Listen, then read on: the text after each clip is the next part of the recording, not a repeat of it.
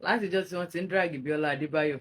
Eni will be the first person that I will make video over trending BIOLA Bayo's video about Baba Jesha. Mori video is Baba Jesha.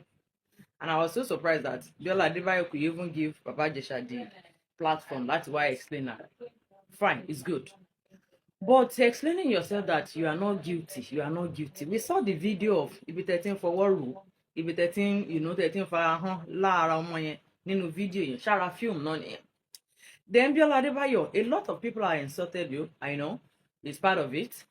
Bóyá controversy ni most of people máa ń wá tí wọ́n fi máa ń wò pé kí káwọn lè ní view or something. Àwọn interview. Ẹ̀yin èèyàn wa, arábìnrin yìí ó sọ̀rọ̀ gidi gan nípa arábìnrin tí a mọ̀ sí BIOLA Bayo. Ó tún sọ̀rọ̀ nípa bàbá Ìjẹ̀ṣà náà nínú fọ́nrán yìí. Ó ní irọ́ ni gbogbo wọn pa, ó ní irọ́ ńlá ni arábìnrin ọ̀hún pa pẹ̀lú bàbá Ìjẹ̀ṣà. Ẹ jẹ́ ká gbọ́ nǹkan tí ó sọ.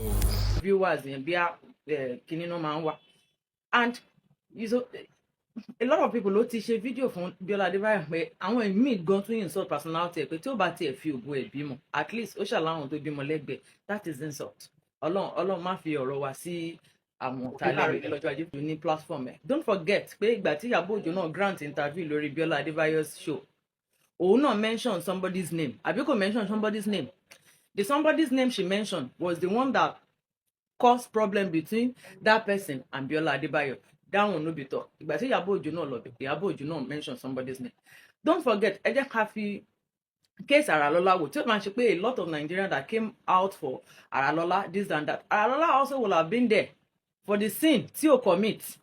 Because in tí wọ́n bá submit síwájú judge, only judge máa base judgment lé lórí.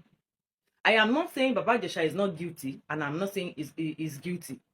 Wọ́n máa ń sọ pé omi gbígbóná lẹ́jọ́, ó lè dà síyàn lára téèyàn ò bá gbé dáadáa. So him coming out that òun wà guilty of the offence tí wọ́n mú òun fún tóun lọ jìyà fún, the best known to him, òun nìkan ló máa mọ̀ tòótọ́. A lot of video can come out that pé wọ́n lè fi video frame èèyàn, you understand? At least on the interview he said wọ́n submit the audio and the video, wọ́n submit the video but the video is not talking. Pé ọ̀rọ̀ ò jáde ń bẹ̀. But the video ibi tí Baba Jesha ti ń bẹ̀bẹ̀ pé òun mọ̀ pé òun ṣàṣìṣe, òun mọ̀ pé òun ṣe kinní kan, òun mọ̀ ṣe under duress ni. Is he under duress? Because you were begging when princess saying kí ló dé tó ṣe báyìí, kí ló dé tó ṣe báyìí, pé ṣé nǹkan tó ṣe dá, ó dẹ̀ ń bẹ̀bẹ̀. Ìyá kan mi fẹ́ dárúkọ ìyá yẹn náà sọ pé ìgbà tó wá sí kinní kan gbà yẹn, wọ́n accuse of kinní kan gbà yẹn. See, BIOLA Bayo, see, abeg, may you rest. May you rest first. Rest. This insult is getting out of hand. It's getting too much. With all the goods you have done for Nigerians, wọ́n ṣe láṣẹ gan over Bukola Eleyele's matter. That why would you go and meet Bukola Eleyele in hotel? Olóòlówó lọ́wọ́ láti rent ilé, òun san owó 55,000 naira for every day in hotel. And they never knew maybe èèyàn ló san owó Bukola Eleyele or something.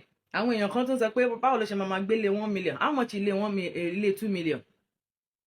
Anyways, I don't even have much to say about that. I just know that I think something is fishy over Baba Jesha's case. But no matter what, your name has been recorded on Bido over Lagos State, whatever. Because Yomi Fabi jáde láti wá explain whatever, then sanctioning. So be careful before we